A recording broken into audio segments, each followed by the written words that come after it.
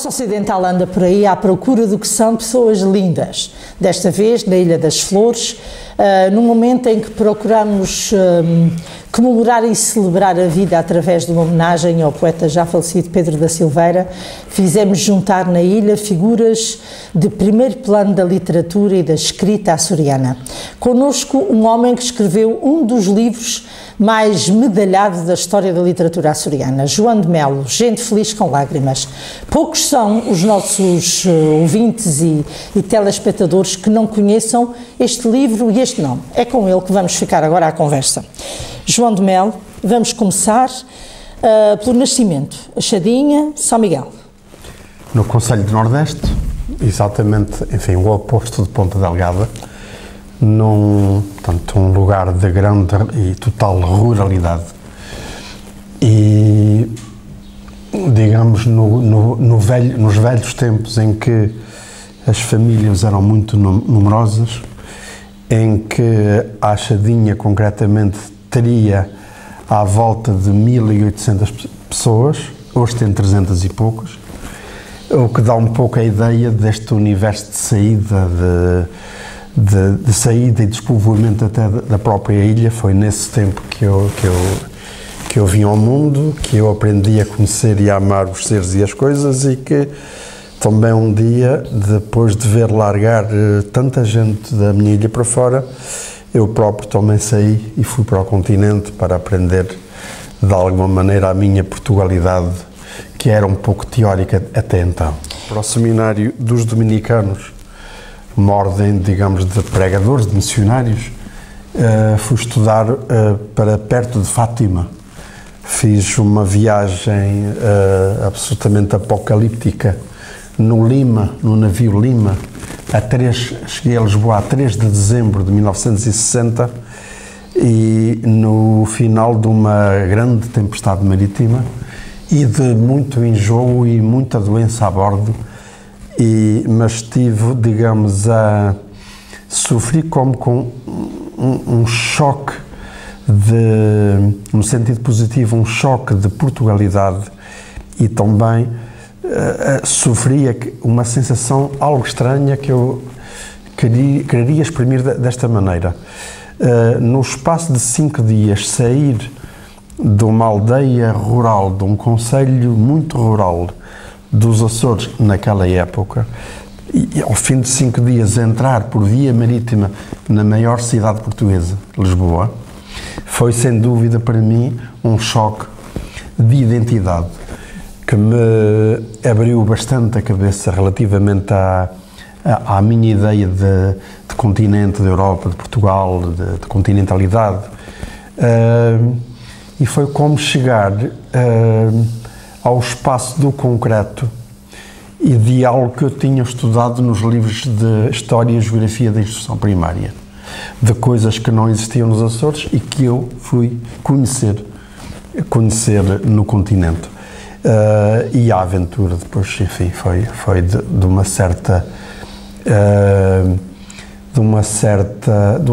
certo entranhamento desse espaço e dessa linguagem e dessa visão dos tempos, sendo que eu levava comigo uma espécie de estigma que era de falar profundamente micalense, o micalense do Nordeste, e de ir estudar para um seminário de 150 alunos, todos continentais, e pelo meu modo de falar eu fiquei para sempre conhecido como o açoriano. O açoriano. E essa experiência do seminário não resultou numa saída para padre, porque já não era mesmo para resultar, ou porque se decepcionou pelo caminho? Como é que foi? Repare, eu, por volta dos meus 13, 14, 15 anos, entrei, como acontece com muitos jovens, no período das grandes angústias existenciais, de fé, de crença, na dúvida, e perdi a chamada inocência daquela sabedoria religiosa que me tinha sido transmitida na catequese ao longo da minha infância e durante a escola primária, na qual eu aprendi a crer piamente nos mitos de Adão e Eva, enfim, nos mitos todos da Bíblia, do Evangelho e tudo mais. E quando, digamos, na minha adolescência, algo se abre na minha cabeça, a dúvida instala-se, mas a dúvida não é uma coisa passiva, é uma coisa carregada de angústia. E como tal é muito produtiva. E nessa medida, digamos, as coisas passaram-se com uma lógica absolutamente inflexível, não é? Eu fui de dúvida em dúvida e de angústia a angústia, eu fui descrendo e fui também arrastando o meu comportamento de acordo com essa descrença progressiva. E claro, depois meti-me na política, na contestação, digamos, na consciência profunda do que era o salazarismo da altura, a pobreza, a falta de liberdade e por aí fora, e não tive nenhum problema em o manifestar dentro dos muros do seminário. E como tal, digamos, foi uma questão de somar subversão política ou conspiração política com forte desconfiança de abandono da fé, para, num belo dia, sobre um pretexto qualquer, ser expulso, como foi o que aconteceu comigo, expulso do seminário em obra de fim de meia hora, tanto de conversa com o padre diretor, que me mandou fazer as malas e desaparecer e que inclusivamente me proibiu de me despedir dos meus colegas, não é? Que foi absolutamente sumário, não é? Foi uma sentença inapelável. E qual é a ideia que tem hoje dos seminários e dos padres, e se calhar até de Deus? Mudou alguma coisa ou esse choque que teve, provavelmente terá sido um choque, com essa saída mais ou menos intempestiva, isso o que é que provocou depois lá dentro? É sempre traumático, mas pelo menos foi uma lição que eu já tinha assimilado e que hoje passou a ser um dado adquirido. E, efetivamente, os chamados seminários menores são um erro, sempre foram um erro. Um rapazinho de 10 anos não sabe se quer ser padre, nem sabe se esse é o seu caminho. Porque o ser padre, seguir uma vocação religiosa, significa, primeiro que tudo, uma renúncia ao mundo. E a gente só pode renunciar àquilo que conhece. E aos 10 anos não se conhece o mundo, e antes disso, porque normalmente as vocações são boleadas um pouco antes. De forma que comigo aconteceu algo de absolutamente natural, digamos, de alguém que viu uma outra luz por cima daquela que estava na minha cabeça e que me deu uma espécie de transcrição do mundo em que me apetecia viver. Evidente que eu hoje sou aquilo a que se designa um agnóstico da fé. Recuso absolutamente a ideia do ateísmo total, porque há sempre mistérios que impendem sobre a nossa consciência e sobre a nossa inteligência, sobretudo isso, que nos levam digamos, a querer supor, ou pelo menos a desejar, que o fim inevitável da nossa condição neste mundo não seja pura e simplesmente a morte, o enterro digamos, e o fim absoluto e total que é do corpo e da alma. A questão da alma, de crer na alma e de crer na alma como destino, ou de crer na vida como a continuidade do ser, é efetivamente algo que põe em causa a nossa própria percepção da condição humana. E enquanto eu não tiver a certeza absoluta de que a morte é mesmo o fim total, digamos que a minha angústia continua, que o meu poder de auto-interrogação acerca do além e digamos que eu suspiro por uma espécie de certeza ou de estação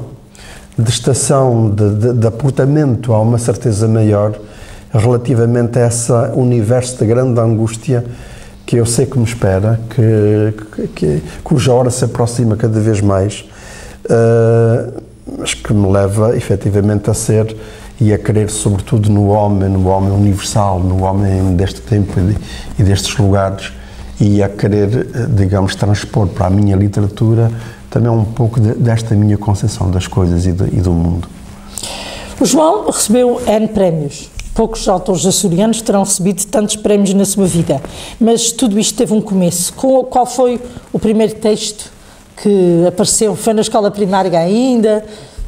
Foi no seminário. Foi no seminário. Eu primeiro converti-me num grande leitor no tempo das bibliotecas itinerantes da Gulbenkian, quando levavam para as aldeias e vilas do interior do país, naquelas carrinhas levavam autênticas bibliotecas que nós podíamos requisitar e usar durante...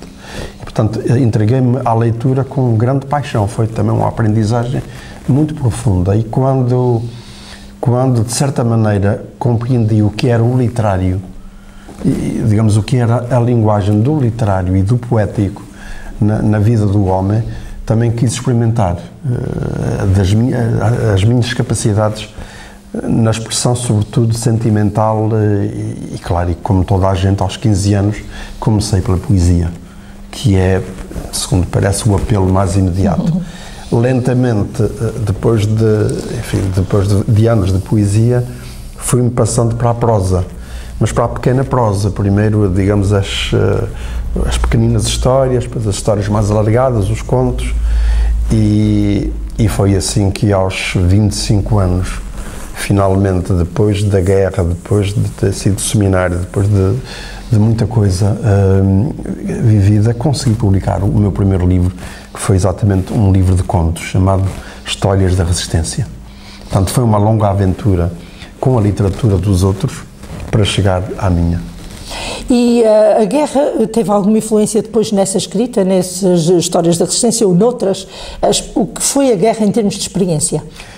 A guerra foi o episódio pior da minha vida e eu vivi uns quantos absolutamente abomináveis do ponto de vista da vivência pessoal. Mas a guerra é qualquer coisa que não se descreve porque nunca sai de nós. Portanto, quando se incorre em guerra, como eu incorri, como estive na guerra em Angola, na guerra colonial, há uma espécie de maldição de guerra que é algo que nunca mais sai de nós. Há guerras que duram para toda a vida e a minha continua a estar-me nos ossos, na pele e um pouco por dentro da cabeça também. Em todo o caso, a guerra teve, digamos, como um aspecto positivo, a necessidade que em mim criou também de escrever sobre ela. De escrever sobre ela para me libertar dela. Pelo menos para me libertar obsessivamente dela. E nesse ponto, aquilo que escrevi sobre a guerra e, enfim, os vários trabalhos que fiz sobre a história da guerra, das 3 guerras coloniais em África, serviram-me para confirmar e afirmar o meu equilíbrio interior. Passado, digamos, episódios de extrema crueldade, e onde eu tive, sobretudo, como missão, não andar aos tiros no mato, mas porventura algo de ainda pior. Eu era forrial enfermeiro e eu só tinha que estar onde era preciso. Onde estavam os feridos, os doentes, os mortos, que amortalhei, e, digamos, isto também as populações civis, homens, mulheres, crianças, velhos, novos, numa situação de guerra plena, total, e onde não havia médico. Portanto, eu era simultaneamente médico e enfermeiro, quer da minha companhia e de mais 2 companhias de angolanos que tinham vindo combater para o nosso lado, eram desertores dos movimentos que vinham combater para o nosso lado, e também de 2 aldeias que estavam sob a proteção da tropa portuguesa. E aí aconteceu-me de tudo, não é? Não, evidentemente que não cabe no âmbito desta conversa proceder aqui à crónica do que foi a minha experiência de guerra. Foi o pior possível. Mas o lado positivo, se é que nas guerras ainda há lados positivos, foi o encontro da minha sensibilidade e da minha competência, digamos, profissional, com a desgraça e a tragédia dos outros, com o ter podido valer a muitos que, sem o meu auxílio, teriam morrido, nomeadamente crianças, mulheres e também soldados. E isso é qualquer coisa que fica para sempre. E quando a vida não basta, pois a literatura lá está também para complementar de alguma forma essas experiências que nós nunca alienamos e que são profundamente nossas. Qual é desses livros, de todos os livros que escreveste, qual é aquele que tem mais a emoção da guerra?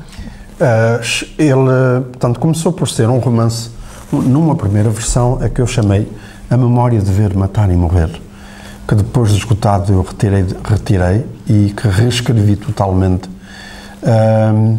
e que é porventura um livro, portanto, reescrevi-o totalmente e foi de tal maneira profundo o trabalho da reescrita que eu achei que já não era o mesmo livro, e então mudei-lhe o título, chamei-lhe Autópsia de um Mar de Ruínas.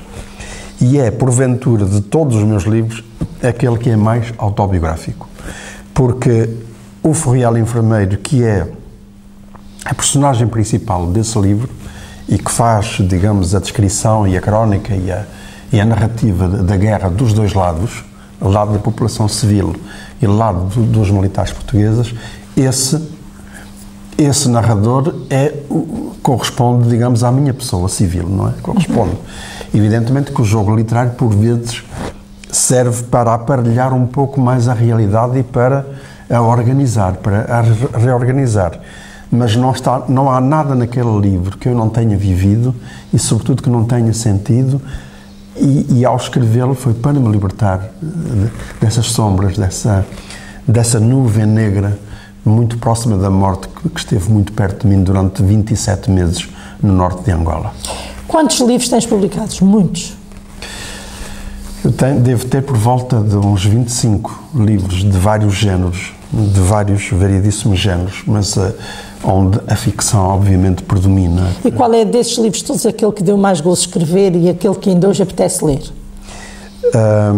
Curiosamente, não é o livro meu mais conhecido, é um livro chamado O Meu Mundo Não É Deste Reino, que na altura em que apareceu foi muito bem acolhido, e gosto dele porquê? Porque acho que foi esse livro que fez de mim um escritor. Acho que eu até então não era um escritor no sentido em que não tinha ainda uma linguagem minha, apenas minha, ou pelo menos o mais minha possível, não é? Foi a partir desse livro, e é um livro que eu guardo com muito carinho e pelo qual tenho algum orgulho como autor, digamos assim. Gostei muito de ter escrito. De qualquer maneira, Gente Feliz com Lágrimas é o grande livro do João de Melo. Quando se fala de João de Melo, toda a gente relaciona com Gente Feliz com Lágrimas. Porquê? O que é que fez deste livro este best-seller que ele é? Eu não faço ideia, porque quando eu acabei o Gente Feliz com Lágrimas em 88, agosto, portanto poucos dias antes de uma partida que já estava programada exatamente aqui para os Açores, para São Miguel, para o Encontro de Escritores, eu dei-o por findo e por acabado, mas em estado de exaustão, de cansaço absoluto, porque tinha vivido não sei quanto tempo com aquela escrita muito incomodativa e muito pesada, e depois fui entregá-lo ao editor porque efetivamente já não era capaz de melhorar. E a ideia que eu tinha do livro não era muito positiva, não era muito eufórica. Quer dizer, era o livro que eu queria ter escrito, mas não o sentia perfeitamente acabado. Entreguei-o à editora e fugi para os Açores, e lembro-me perfeitamente de na altura ter dito aos meus colegas escritores e amigos que tinha acabado um livro grande e que não estava nada seguro dele. E eles disseram, isso acontece com todos nós, quando estamos no final de uma obra, somos naturalmente seres um bocado mais suscetíveis, mais fragilizados, deixa lá que as coisas hão de ir por diante. E assim foi, o livro foi publicado, o editor não apostou muito em termos de publicidade, de promoção, isto digo comparativamente com outros autores, porque eu estava numa editora, e estou na mesma, que promovia muitos autores portugueses, portanto tinha mesmo uma coleção de autores portugueses. E estávamos num tempo em que se fazia grandes festas, grandes almoços, grandes imprensas, quando um livro aparecia. O Gente Feliz com Lágrimas não mereceu esse cuidado especial digamos, do editor, mas a resposta foi dada logo a seguir pelo chamado do júri do Grande Prémio da Associação Portuguesa de Escritores, que premiou o Gente Feliz com Lágrimas, que, por via disso, no tempo em que os prémios efetivamente tinham algum peso e alguma medida na aventura dos livros, por via dessa premiação, se transformou logo num best-seller. Quer dizer, o Gente Feliz com Lágrimas hoje tem 26 anos de idade, mas tem 25 edições, o que dá quase uma edição por ano. E digamos, aí foram muitos milhares, no total, muitos milhares de livros que se publicaram. E ainda hoje, porque um livro que dura há 26 anos no nosso mercado, sempre vivo, é necessariamente um livro que já passou de uma geração de leitores para a geração seguinte. Ainda hoje há naquele livro uma espécie de magnetismo secreto qualquer, que comunica profundamente com as pessoas, que leva muitas pessoas que o leem a dizer: eu também vivi isto. De alguma maneira, isto também é a minha história. É a história do meu país, do meu tempo, deste tempo. Ou então, se não é minha, é dos meus pais, ou dos meus tios, ou coisa parecida. Talvez seja esse o segredo. Muita gente interpreta que Gente Feliz com Lágrimas é um retrato do povo dos Açores. Não é. É um retrato do povo português. Embora o povo dos Açores está lá representado de forma particular, ou há lá alguma coisa que nos diga que é mais Açores que continente, que é... Eu penso que sim, penso que sim, que ele, primeiro que tudo, é um livro açoriano, não é? Sim. Sobretudo na primeira parte, que é a mais longa, é um livro açoriano, mas sem deixar de ser um livro português. Porque aquelas mesmas histórias contadas portanto, como a infância de uma família, a infância no universo de uma família, num tempo de pobreza, de ditadura, de falta de tudo, de isolamento, enfim, neste caso insular, era, digamos, o tipo de vida que havia no Portugal inteiro, não é? No Portugal inteiro, até nas próprias cidades.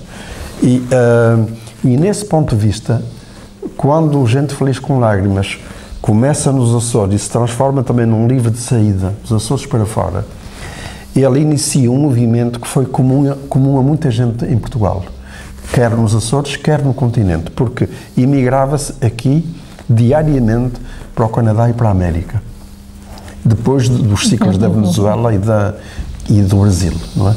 Mas quando eu chego ao continente e conheço o continente com 10 anos de idade, eu vejo que o ciclo de saída é o do interior, e a interioridade no continente há uma espécie de insularidade transposta. O universo de saída deles na raia da fronteira com a Espanha é sobretudo a Europa. França, Luxemburgo, Suíça, Alemanha, etc. E era também uma imigração acelerada.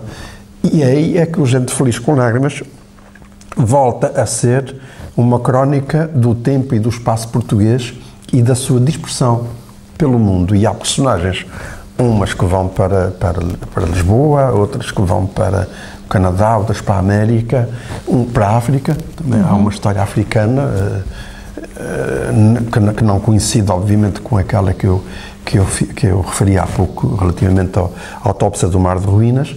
E o conjunto... e depois o regresso, o 25 de Abril, e, enfim, e outras vicissitudes que o livro abarca, numa espécie de amplitude temporal que eu diria de cerca de 50 anos da realidade portuguesa. E desse ponto de vista ele transforma-se, creio eu, num livro português, num livro de Portugal, do Portugal contemporâneo nosso. Não sei, mas esse juízo, enfim, o leitor. De qualquer maneira, Gente Feliz com Lágrimas regressou agora às luzes da Ribalta, traduzido em inglês.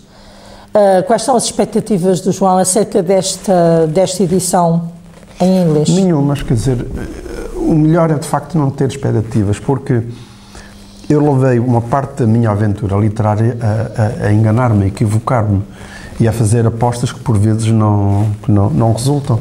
Quer dizer, eu limito-me a admirar-me com o que continua a acontecer-me, sobretudo em relação àquele livro. Evidentemente que gostaria que ele fosse lido, e muito lido, pelos americanos e também pelos chamados portugueses de segunda e terceira geração, ou que já são americanos ou canadianos, porque talvez seja um livro que leve ao conhecimento dessas pessoas muito daquilo que eles ignoram acerca dos pais, dos tios, dos avós, não é?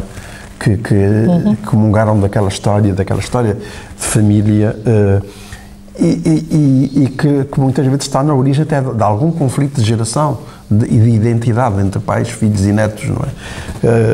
Que não é assim tão pouco frequente como verificamos no Canadá e na América. Mas se os americanos descobrirem naquele livro também uma parte de algo que está no interior deles, que é a imigração, eu creio que a América, se perceber pelo meu livro um pouco do que é o universo de imigração, a América também se poderá estudar e conhecer melhor a si própria, não é? É esta a pequena ambição. E onde é que foi já apresentado o livro? Na Califórnia?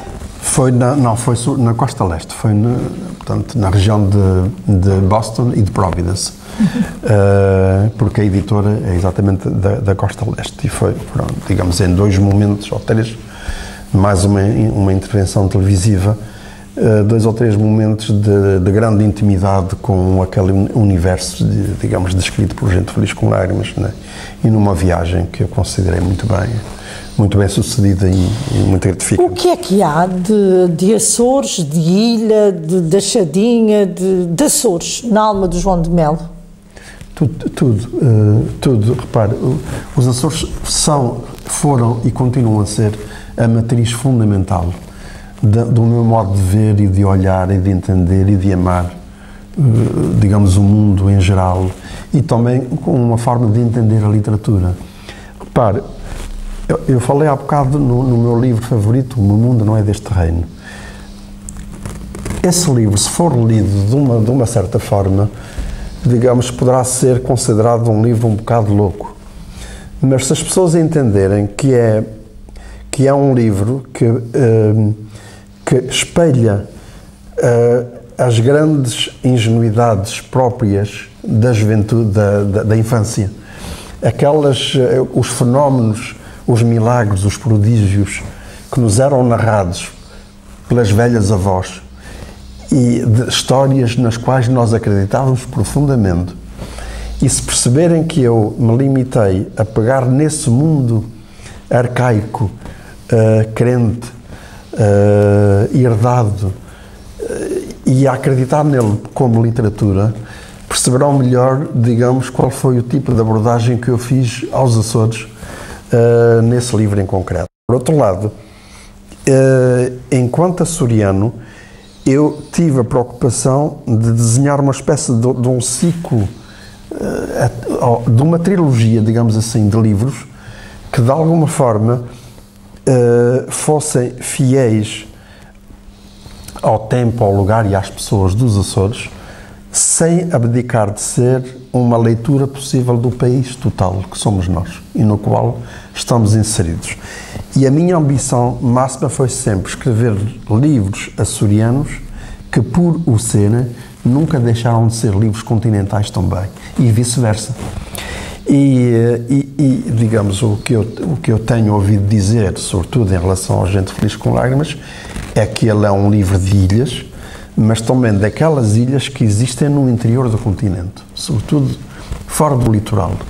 E quando o livro começou também a ter alguma aventura estrangeira, porque ele está traduzido em várias línguas, também se disse em Espanha, por exemplo, que aquilo podia ser um livro espanhol.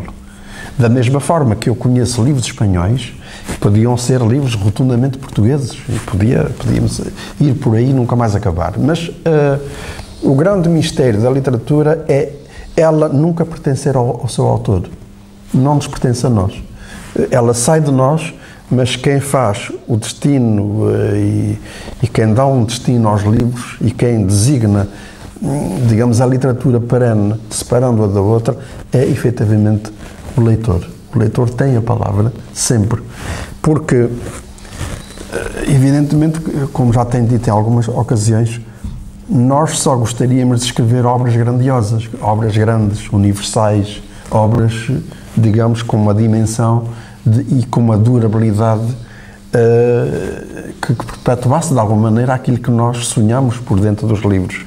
Mas o autor não sabe como fazer obras-primas, nem obras universais. Sabe fazer obras fracassadas, isso sim. Mas se eu soubesse o que era uma obra-prima, uma obra universal, é evidente que nunca deixaria de escrever obras-primas e obras universais. Assim, enfim, tem que perder algum tempo com muitas obras menores para depois chegar a uma que Mas seja escreveu mais muitas que foram muito próximo de primas, porque recebeu muitos prémios ao longo deste tempo. Qual foi desses prémios todos que recebeu, e que foram vários, e eu aí vou remeter os nossos... as pessoas que nos virem, vou remetê-las para o Google, porque aí vão encontrar não apenas a biografia na Wikipédia, vão encontrar a biografia dele, mas vão também encontrar todas as obras e as obras premiadas. Mas desses prémios todos, qual foi o melhor prémio? Qual foi aquele prémio que lhe deu mais prazer? Todos dão prazer, naturalmente. Eu acho que foi o primeiro, portanto, o grande prémio do romance da Associação Portuguesa de Escritores, que na altura era um prémio de grande prestígio e de grande valor monetário também, e que impunha, digamos, o livro à consideração dos leitores. Hoje não há, assim, prémios que declaradamente, digamos, sejam prémios que vendam livros, não é? Que transformem os livros em best-sellers, embora também o contrário também seja verdadeiro. Mas, reparem, há muito tempo que não tenho prémio nenhum. Há muito tempo, muitos anos mesmo. E não estou absolutamente nada intranquilo com isso, nem desassossegado. Quando me aconteceram os prémios, eu creio que tive a humildade suficiente para aceitar o veredito dos outros. E, claro, e para tirar daí o devido proveito. Também não sou hipócrita, não é? Agora, nunca me movi no sentido de uma candidatura, de um prémio, de ir a correr para ver se apanhava aquele comboio em andamento. Embora saiba que mais do que os prémios que eu ganhei, foram muitos os prémios que eu perdi, desde então até à data. E esse é o fadário de qualquer escritor. Quer dizer, o melhor é não cuidar de prémios. Sim. Não os trazer, digamos, de baixo. E quais foram as referências, ou seja, quais foram os escritores que o inspiraram? Como escritor também. Terá havido, com certeza, autores que o inspiraram quando era jovem, mas depois, ao longo da vida, quais são as grandes referências? Olha, eu aprendi imenso com aqueles autores portugueses que foram selecionados naquele que se chamava o livro da seleta literária, do antigo 6º, 7º ano, que agora é o 11º e 12º, mais coisa, menos coisa. E aí havia como que uma espécie de cânon literário que nos trazia desde a Idade Média até aos nossos dias. Eu lembro-me que o último autor que vinha nesse livro pelo qual estudávamos era o José Régio, e antes havia o Torga. E já não me lembro se o Fernando Namora também, e por aí fora. E depois recuávamos de século para século e íamos contactando com uma espécie de ideia do que é o literário português. E foi aí, digamos, a minha escola. Depois, quando me aproximei mais das chamadas obras completas, obras narrativas completas, descobri uma grande paixão pelo Eça de Queiroz, que é um escritor, para mim, absolutamente extraordinário, de muitos pontos de vista. Não apenas pela maneira como, pelo seu estilo próprio, pela sua prosa, que é maravilhosa, mas também pela visão do mundo, pelas críticas sociais que ele fez, que ele perfilhou, e até por uma certa incompreensão que fez dele, digamos, um escritor de alguma forma execrado por algumas pessoas. Eu lembro-me uma vez quando estava em estágio como professor, que a minha orientadora de português teve um dia esta saída. Essa de Queiroz, esse nem é português, é um estrangeirado. E eu, claro, calei-me, mas fiquei cá a remoer e disse cá para mim, tomáramos nós termos muitos estrangeirados na cultura portuguesa, muito mais do que aqueles que temos, tomáramos nós termos muitos Eça de Queiroz, digamos, a essa medida. Depois, é claro, a seguir ao Eça, vêm praticamente os grandes autores portugueses do cânon. Eu gosto muito de Raul Brandão, que é, aliás, autor de um livro extraordinário sobre os Açores e a Madeira, as Ilhas Desconhecidas, e que tem uma prosa com a qual eu, de certa forma, me identifico, sobretudo pelo lado da poética, da narrativa. E na poesia também, gostei imenso sempre do Camões, foi sempre um poeta que eu admirei muito, e agora, modernamente, o Fernando Pessoa. Depois há todo aquele conjunto de autores estrangeiros que têm muito, que insinuam muita coisa para dentro de nós e que nos obrigam a descobrir outros imaginários que não existem cá dentro. E aí eu acho que o Kafka e o Camus e o Gabriel Garcia Marques e os latino-americanos tiveram de facto muito poder em mim, muito mesmo. Mas, e também o grande do Crime e Castigo, Dostoiévski, o grande Dostoiévski, que é um escritor russo imenso, que nos deixa sempre um traço de grande caráter e de grande profundidade e que nos marca de uma forma indelével, não é? Mas repare, todos os dias eu me comovo com textos, com autores, com gente que aparece, as novas gerações, livros até de escritores maduros que reaparecem por aí fora. Digamos, há aqui uma dinâmica de identificação com o literário que não tem fim, E depois, a grande ilusão consiste em nós termos a ideia de que o fim dessa obsessão literária vai ser a nossa própria escrita. Vai ser, mas nunca é, porque nunca é perfeita, nunca está acabada. Para quando o Memorial do Convento do João de Mel? O grande livro, o Prémio Nobel... Não, eu não, digamos, não. Seria um pouco tolo da minha parte estar a admitir essa ideia. Efetivamente, o melhor dos prémios é não contar com eles, muito menos o Nobel, não é? E seguir um caminho. Eu tenho um itinerário a cumprir, que já desenhei para mim próprio. Já aludi à minha trilogia açoriana, à Guerra Colonial. É um outro livro que escrevi sobre um romance sobre que põe o problema da relação entre Portugal e Espanha, que sempre foi um pouco conflituosa e sobretudo estranha. Perdão. Gosto muito de escrever contos. Tenho vários livros de contos, tenho muitos contos inéditos comigo para publicar proximamente. Experimentei temas e universos muito distintos. Fui seduzido por África. Meditei muito sobre a ideia do além, da morte, enfim, sobretudo no livro. E o meu caminho é esse. E é por ele que eu vou continuar.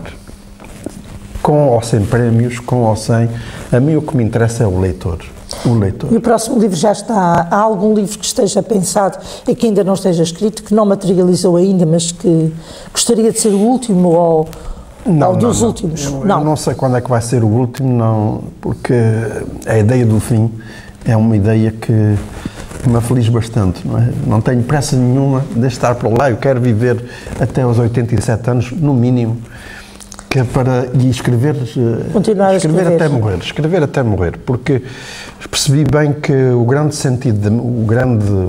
sentido da minha vida transforma-se cada vez mais na literatura. Essa é que é a ordem do meu mundo, é a esfera do literário. Evidentemente que depois há as relações humanas, familiares, tudo isso, enfim, e não sei se antes de pôr-se por meio ou se caldeado com tudo, mas eu tenho um itinerário, sei os livros que vou escrever. Neste momento tenho já pronto um conjunto de contos, 17 contos, que dá um volume bastante grande, que possivelmente publicarei para o ano. E tenho um romance também, ainda sem título, na página 230, que também vai ser uma obra longa, que vai talvez para o dobro destas 230, e que eu quero acabar, digamos, talvez no próximo ano, neste e no próximo ano. E depois não tenho problemas, porque estou sempre a ter ideias para livros e tenho temas. Gostaria também, por exemplo, um dia de fazer um bom romance sobre os professores em Portugal, que é um tema que apaixona muita gente e o livro seria também no sentido de uma certa separação de águas, de não embarcar muito no universo negro que impende sobre a pessoa do professor em Portugal, na opinião de muitas cabeças que estão equivocadas, mas que também fosse um livro que, além de fazer justiça aos professores, dignificasse a condição docente como um desígnio nacional que não pode ser marginalizado e muito menos diminuído. Esse era um assunto que nos levaria muito longe, como é fácil de imaginar. Uma pergunta importante sobre as impressões acerca das outras ilhas, que não São Miguel. As flores, qual é a impressão que guarda? Olha, eu em 97 e 98 andei por aqui e por todas as ilhas dos Açores, fazendo 2 percursos, um marítimo à volta das ilhas e depois outro terrestre com guias locais. E assim foi também com as flores. Andei com o Departamento de Oceanografia e Pescas da Universidade dos Açores no barquinho à volta da ilha, eles nas suas investigações e eu na contemplação e no estudo da terra, e depois desembarquei e corri a ilha em vários sentidos, com um guia local que me ensinou, que me explicou as paisagens, as coisas, a história, a pequena história, que me mostrou, e isso passou-se com todas as ilhas durante 2 verões. Essa minha dupla viagem pelas 9 ilhas dos Açores deu-me aso a escrever um livro chamado Açores, o Segredo das Ilhas, que deu um álbum ilustrado com fotografias e imagens de pintores, etc., e que foi inserido numa coleção que a minha editora tinha na altura sobre lugares e cidades em que vários autores colaboraram. Eu fiz sobre os Açores, outros fizeram sobre o Porto, sobre Lisboa, sobre várias coisas. E esse foi um livro que eu tive um enorme prazer em escrever, porque era uma espécie de narrativa da paisagem açoriana na sua unidade e na sua diversidade. São 9 ilhas parecidas, mas também profundamente desiguais, e eu depois, à medida que ia escrevendo os textos, mandava-os para as pessoas de cada ilha que eu achava que estavam abalizadas para me corrigirem, para me dizer, olha, não é assim, tá? E esse livro, que infelizmente está esgotado, mas que se vai reeditar sem as fotografias, apenas texto, pretendeu ser, da minha parte, com alguma ousadia, uma espécie de réplica às Ilhas Desconhecidas do Brandão. Porque se tratava do conhecimento das ilhas e não das ilhas desconhecidas. Tenho esperança que ele regresse ao convívio com os leitores muito em breve, talvez no princípio do próximo ano. É um livrinho, digamos, de viagem que qualquer um pode trazer no bolso, que pode abrir perante as paisagens que lá estão nomeadas e os lugares e os monumentos e tudo isso. Esse foi um livro que me deu, que é muito açoriano, que é apenas açoriano, digamos assim. Depois, já não sei o que tinha Era sobre as flores, exatamente, sobre as flores. As flores, eu chamo-lhe nesse livro, às flores, parece flores, e como subtítulo, Ilha de Todas as Ilhas. Justamente para dizer que é nas flores que eu vejo uma espécie de mosaico das 8 ilhas que eu percorri e que eu conheço. Porque não há nada nas outras que não haja aqui, sobretudo pelo lado da beleza, da grande beleza e dos grandes contrastes, embora seja uma ilha que impressione, sobretudo pela sua pequena dimensão, mas onde, por isso mesmo, tudo está mais concentrado e, portanto, impressiona muito mais, ao passo que São Miguel, que é de todas, como se sabe, a maior dos Açores, é capaz de existir o mesmo que eu verifico aqui nas flores, mas mais disperso, mais longínquo, mais distante. Portanto, é uma ilha para se procurar, ao passo que esta é a ilha da evidência, onde tudo está absolutamente em aberto e pronto, e oferecido ao nosso olhar. E eu guardo, obviamente, das flores essa grande recordação desse verão de viagens pelas paisagens e pelas pessoas da ilha. Terminamos aqui, porque por imperativos absolutamente normais, esta conversa com João de Melo. Poderíamos prolongá-la por muito mais tempo, com mais assuntos e mesmo entrando mais ainda na literatura, nos livros escritos. Remeto os jovens que nos vejam a irem ao Google, a conhecerem melhor a obra e a adquirirem as obras de João de Melo, que se calhar se podem conseguir através da UOC e de outras livrarias virtuais. Quanto ao João de Melo, muito obrigada por ter estado aqui, obrigada por ter visitado a Ilha das Flores e por ter estado connosco nestes dias e por nos deixar esta memória leve, fluida e também bonita da sua escrita e da sua companhia. Muito obrigado e foi um prazer e muito obrigado pelo convite. Obrigada.